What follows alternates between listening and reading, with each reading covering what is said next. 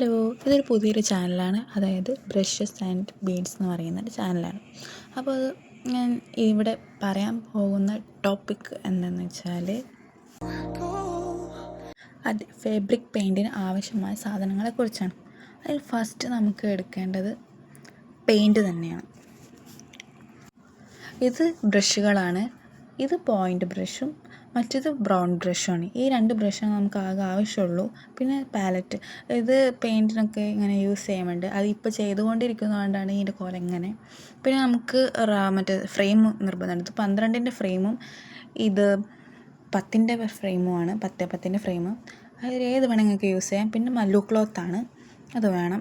പിന്നെ നമുക്ക് carbon paper, അത് മസ്റ്റാണ്. ഇനി ഏറ്റവും മസ്റ്റ് ഒരു പിക്ചറാണ് വേണ്ടത്. ഇനി എല്ലാം ഉപരി ഒരു പിക്ചറാണ് വേണ്ടത്. അപ്പോൾ നമുക്ക് പിൻട്രസ്റ്റ് ഉള്ളവർക്ക് അത് അല്ലെങ്കിൽ ഡൗൺലോഡ് ചെയ്യുക ഫോണിൽ, എന്നിട്ട് നമുക്ക് A4 സൈസ് എടുക്കുക. ഈ വീഡിയോ ഇത്രയേ ഉള്ളൂ. ഞാൻ നിങ്ങൾക്ക് ഫാബ്രിക് പെയിൻറ്റിങ്ങിന് ആവശ്യമായ സാധനങ്ങൾ എന്തൊക്കെയാണെന്ന് കാണിച്ചു തരാൻ വേണ്ടിയിട്ട് മാത്രമാണ് ഈ വീഡിയോ എടുത്തത്.